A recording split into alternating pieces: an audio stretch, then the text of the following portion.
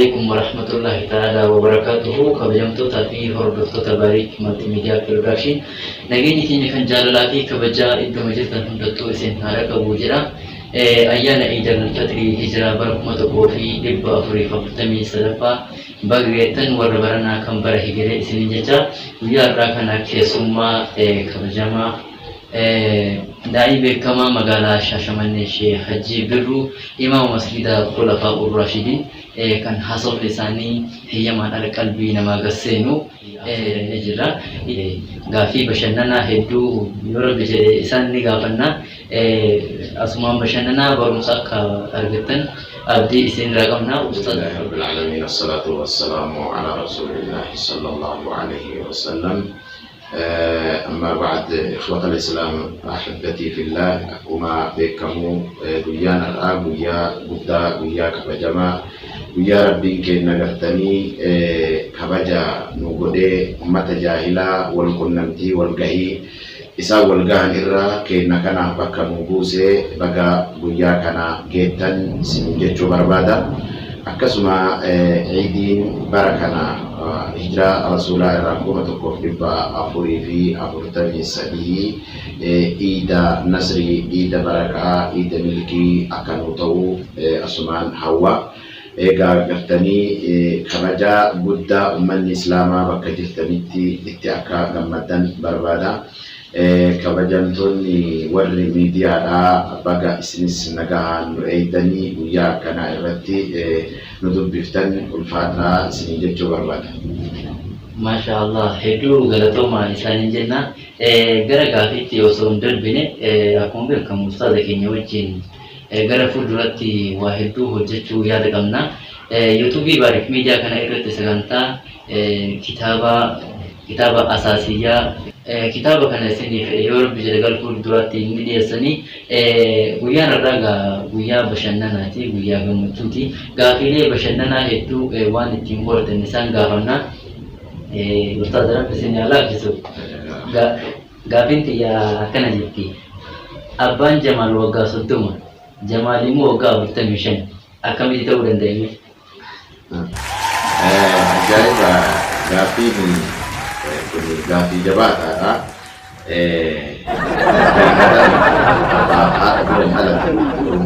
bisa kanuma ta'ala berkata Jamal Abang Jamal wagga Kurtawishan Azimi Abang Jamal wagga Kurma Jamal mo wagga Kurtawishan Umi Jamal ni kara Abbas itti deebiin na jechuudha. Hin deebifne ta'uu hin danda'a garuu akkamitti ta'uu danda'a? Akkeetti ta'uu danda'u yaa'u waggamanni himate san moggaasa gara isaatitti deebifna jechuudha. Deebiin kun isin daawwattoonni itti yaadati deebii isiniif kennine amma gara gaaffii itti aanutti isaan dabarsa. Gaaffiin itti aanu kana jetti. Addunyaa tanarratti eenyuun dinqisiifatta jedha. Ustaaz Ammee isin addunyaa tanarratti eenyuun dinqisiifatta? Addunyaa tanarratti Rasuula Rabbii dinqisiifadha alayhi salaatu wassalaam namni isaanii olitti as dannaaqiin namni hundum kaafirrillee Profeesara jalqabaati jedheen nama Jibriilillee nama naa oliiti jedheen isaan dinqisiifadha jechuudha alayhi salaatu wassalaam. Mee sababni maaliif isaan dinqisiifachuu danda'u? Sababni isaanii sababa agartanii rahmatan lil aalamiin waan ta'aniif wamaa arsalnaaka illaa rahmatan lil aalamiin hatta namaa miti hayawaanaafis uumama garagaraatiifis rasuulli rabbii bakka bu'aa akka ta'an jechuudha. Gaalli yoo beela'u yoo dugdi isaa madaa'u abbaan kiyya namiidha jedhee itti matu saree yoo dhaltu waraanni isaa yoo itti dhufu saree tana iddoo dhaltee ilmoo irra jirtu bararraassinaa yoo jedhu akkasuma gartanii duuba ilma namaa kamiifuu olloomaanis hawaasummaanis waan wajjin deemaniif isaanii ol waan dinqisiifadhu qabu jechuudha sababni kana. Egaa kabajamtootaa fi daawwattoota Baarik Multimedia Production gaafii bashannanaa gaafachaa asumaanis gaafii barumsaa keessa isinii buufnaa akka warraa baratan jechuudha. Kolfa qofaa takkanaaf ammayyuu kolfaa jirtan amma isin argaa jira.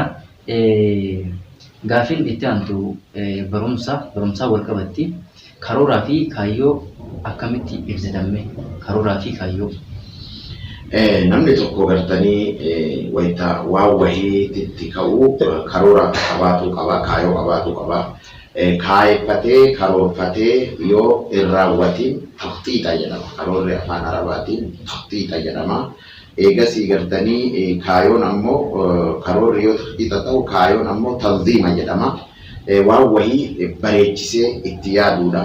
Waan wahii yoo itti yaade akkuma aramni mammaa itti himmatu rijaal taadimul jibaal yaadni dhiiraa gaara diigaa akkuma jedhan san itti yaadee itti hojjetee itti yaadda'ee ilmi ta'ee waan biraatu ta'ee waan khayrii irratti argamuu danda'uu qaba.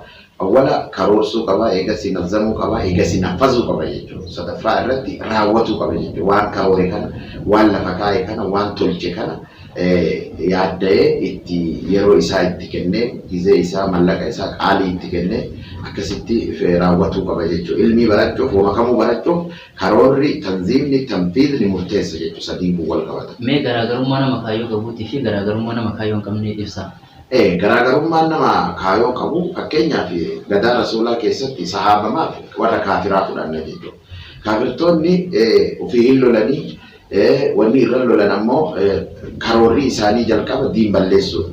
Yoo as deebi'an gartanii duuba faayidaa ofiitti deebi'an jechuudha. Sahaabaan rasuulaa ammoo karoora qabatan san lubbuu fi itti liqeessanii mallaqa ofii qabeenya ofii itti liqeessanii bakkaan gahan jechuudha. Namni kaayoo qabu inni injifata. Namni kaayoo hin qabne inni injifatama jechuudha. Yoomuu abaduu wanni akkasii sun tajribaanis waan lafa ga'e akkasuma ammallee waan ragaa hadiisa quraanaatiin siyaaraatiinis lafa ga'e jechuu isaati jechuudha. Mee gaafii takka gaafii kolfaati, gaafii bashannanaati. Gaafiin tun akkana jetti. Mee ustaaza isin osoo torbee kana keessa duutaa isin jedhani akkam taatan? Ajaa'iba! Gaafiin kun akka inni namni nama du'anatti himu kun akka ajala kiyya harkaan qabne waan beeku guddaa natti hin dhagahamu. Ajalli kiyya yookaan ajala kiyya rabbuma bira jira jedhee akkasumatti usan barsiisaa kanumaan keessaa waa jechuudha. Torbee kana keessa duutanii? Torbeedhaan kana haa ta'u qabu malee torbeedhaan rabbi ubeeru keessaa tokko keessa du'uun hin oolu ofii kana jedhee murteessuun ofitti hin gaddu jechuudha. Waliigala torbee keessa duutu. Waliigala torbee keessa sun walii waan. Isinii gadi jedhee yaada akka bashannanaa jirtanillee abdii qaba. Viidiyoo keenya kana like tuqaa nu wajjin bashannanaa isiniin jenna. Dhiifama asirratti waan bashannanaa wayiitu jira, mammaaksa wayiitu jira. Gaafa tokko wanna hin dalayne waan hin goone waan karoora hin qabne hawwuu irratti gaafa tokko waraabessi kuni maqaa badaan abbaasanii gizee mara azaana godhanii jedhee jedhanii nama wayiitti dhufee abboo maqaa kana narraa jijjiirii jedhee jedhani. Duuba maqaa kam sattaabaa murtaata jennaan Muhammad Amiin natti baasee jedhee jedhani. Jennaan ayyeekaa Muhammad Amiin jechuun hiikni akkuma beektanii faarfamaa amanamaa jechuudha. Ati yoo foon argiteen amanamtu mee sifatanee silaalee si baasaa jedhee jedha. Uma feete naa kennifatanaa jedhee. Maarree mana foon jiru guutuu mana san foon guutee achi si bulchee yoo foon san utuu tuqin bulte dhugamaan Muhammad Amiin siin jedhe. Yoo osoo foon hin tuqin buluu baatte foon kan nyaattu taate maqaa sitti hin baasu jedhanii foon itti guuree itti cufee biraa deeme. Ganama yoo inni dhufu uummatta akka hin jiran hin fixee ganama gartanii natichi yoo akkana hulaadhaan ollaan foon fixeera. Abboo maal na laaltaa miti Muhammad Amiin fi abbaa feete abbaa fadhuuti ana namni waan hin dalayne tokko tattaafatu akkanatti boodarra karoora dhabaataa jechuu barbaadeeti. Maashaallah maashaallah. Akka ittiin bu'aaraa jirtan sagantaa keenya kana abdii guddaa qabna. Mee ustaaza fakkeenyaaf guyyaa iidaa kana waa hedduutu nama mudata. Isin mee fakkeenyaaf guyyaa iidaa kana wal qabatee mudannoo qabdanii? Guyyaa iidaa tasa ta'ee beekanii akka alimaama waan ta'ellee ta'eef takbiiraa salaataa takbiiraa walitti kabbirullah rabbi jedhu kana akka salaata iidal fitriititti guyyaa guruuba shamsii halkan buru iida jechuu irraa takbiiraan hamma salaatamuuf. Tasuma ta'ee kabiirri wayii namuma gartanii daa'iidha lafaa ol ka'ee eega zuhrii salaanne guyyaa burumtaa shawwaalii guyyaa lammaffaa takbiiraa itti oofu. Aboo shayni maal ta'e jedhee waan harkatti qabu shayni kun naallole waan ayyaana iidaatiin wal qabatee nama mudatu irraa tokko mudannoo yeroo gabaabaa waan akkasiitu na mudate akka hoggansa imaamaan irra jirutti akka ammoo gartanii iidii kanarratti namni nyaata irraa dhugaatii irraa wanni garaagaraa kan nama mudatu jira. Namni mana seenee bishaan fuudhee waan tokko yoo bannaa jedhe nyaanni sunillee gara dhibee itti adeemsisu ta'uu isaati. Mudannoon tokko anallee wanni akkasii kana mudatee argeeru amma booda ayyaana namni hunduu irraa of eeggatee gosatuu danda'uu qaba jechuudha. Mudannoon jiru kana irraa qulqulleessuu danda'uu qabna jechuudha. Anis daa'ima ta'ee yeroo san obboleettii xiyya wayii bira jira. Surree naa bitan gaafa san surree hodhisiisa kana malee takkaa kaayadhee hin beeku. Surree akka malee jaalladha surree hodhisiisaa kana. Amma naa bitanii nuti xiqqoo waan taaneef yeroo san mormatti nu dhiisanii deeman. Ijoollee gandaa waliin taphataa gawarri dirree iidaa deemee salaatee deebi'uuf roobni roobe amma. Rooba roobu kana keessa hin deemne. Yeroo san boottii takka qabaa boottii gurraattii takka qabaa dhoqqeellee homaa hin ta'u rooba keessuma deemnee roobni nu roobee nu shamse amma. Mana xuldachaanee ijoollee wajjin surree ofirraa baasee kun lama kana ijoollee baay'eedha ijoolleen dhiiraa fi ijoolleen durballee xixiqqoodha gawar keessa taphannaa. Amma ibidda bobeessinee surreen biyya jiidhee miidhee ofirraa baasee ibidda irra qabee amma. Ibidda irra qabu surreen mee haa gubu surreen kun haa gubuu bu'e. Surreen lammata hin gubu. Jalaan ibiddi gubaa jira surree. Surree jira. In aaraa surreen in aara kana ammoo ibiddi aaru jiru si'aani. Adaa surreetu aaru jira. Irra qabnee an haganni bakka munu guruutti eegu jira. Akkuma aduu san jechuudha. Garuu ibiddi jalaan itti boba'aa jira. Akkasii surreen fi jalaan fanaa taatee jechuudha. Mudannoodha jechuudha. Mudannoodha. Guyyaa iidaa kana waa hedduu fanaa ta'anii guyyaa kana akkuma beekamu warri amantaa biraa nama wayii odeeffadhee nama kiristaanaa akkamitti waaqaltan waa baay'essitanii guyyaa kana yoo an jedhuun beektaa guyyaan kun guyyaa jalqabaa qophii goona guyyaa lammaffaa hin nyaanna guyyaa sadaffaa hin alfaa hin gaggamna mana yaalaa itti nu baatan dhuf hin beeynu jedhe. Nu ammoo isaaniin faallaa ta'uu danda'u qabna. Nyaata keenya keessatti qasdii ta'uu qaba, dhugaatii keenya keessatti, even uffatuu keessatti akkasuma nyaata yoo fakkeenya buddeen umuraa qabiyyee yookaan saanii irra nyaannu irra fudhannu irra isa tokkotu na quubsa jechuu yoo aman isuma tokko fudhatu. Isa lama na quubsa jechuu isa fuunee lafatti hambisuun akka warra sanii alfa'uu bataan kaayoo kennaa miti mudannoo iidii irratti uummata keenya irraa of eeguu danda'uu qabnu kana jechuudha. Akkasii kabajamtootaa fi hordoftoota baariif miidiyaa kanneen iddoo garaagaraa teettanii silkii keessan irratti yookaan foddaa televezyiinii irratti nu daawwataa jirtan qophiin keenya kun akka isin gammachiise abdii qabnaa ammoo kana laayik tuqaagaa zim jettanii nu laalinaati laayikii tuqaa osoo laayikii bituu hin ilaaluun immoo dhoggamaadha jechuudha isin agarsiisa. Mee ustaaza sagantaa keenya goolabuuf deemna dhaamsa hawaasa islaamaatiif maal dhaamsa?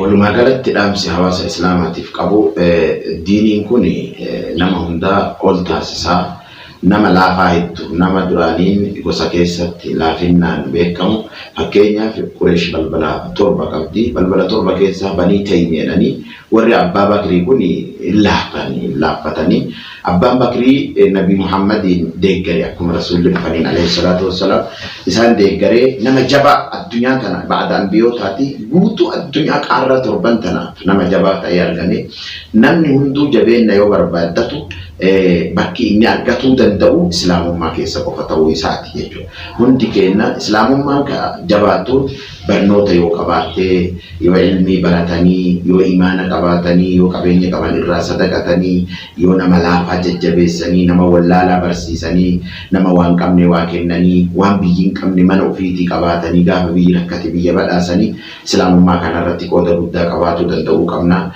Deeggarsa islaamummaa dhiirri keenya dubartiin keenya xiqqaan guddaan barataan barsiisaan sheekiin darasaan deeggarsa diinii islaamaatiif tattaaffii guddaa godhuu danda'uu qabna.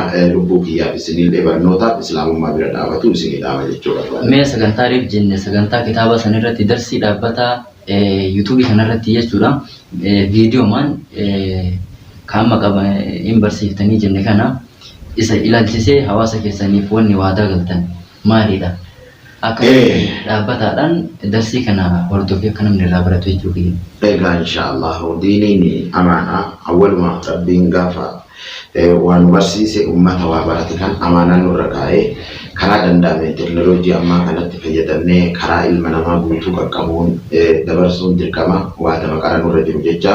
Kanaafuu kanumarraa ka'ee anis akka hojii kiyyaatti departimentii kiyyaatti daa'if barsiisaa yookaan imaama waan tureef nama karaa kanaan baratuuf qophaa'u hunda isaa kitaaba tawhiidaa ta'uu, taariikaa ta'uu, siiraa ta'uu akkasuma ammallee kitaaban garaagaraa irraa akka rabbi sa'aatiin waan jessee barsiisuudhaaf qophii waadaa seenaa jechuun barbaada. Kabajamtootaa fi hordoftoota keenya sagantaa keenya kanumaan goolamnee jirra. Sagantaa biraatiin hanga walitti deebinutti nagayaan nuuf turaa jenna. An kan nan beekne yoo jiraate Alii Bobiyyaa jedhama. Akkasii viidiyoo tana laayik sheer tuquudhaan chaanaala keenya immoo sabskiraayib tuquudhaan nu gargaara isiniin jenna. Wanni isin nu gargaartanii yoo jiraate chaanaala keenya sabskiraayib gochuudhaan hordofuudha. Kanallee ofumaa gargaartan malee baay'ee nu gargaarre ofirraa fayyadamtan jechuudha. Nu waan jiruun hordoftoota alhamdulillah baay'ee qabna. Barumsa dabarsuudha. Isin immoo warri waa barachuu barbaadan sabskiraayib gochuudhaan gara maatii chaanaala keenyatti dabalamaa isiniin jenna. Sagantaa keenya kan guyyaa irraa qabannee dhiyaanne kanumaan goolamna. Wassalaamu alaikum wa rahmatullahi ta'ala wa barakatuh. Wa alaikum assalam wa rahmatullahi ta'ala wa barakatuh.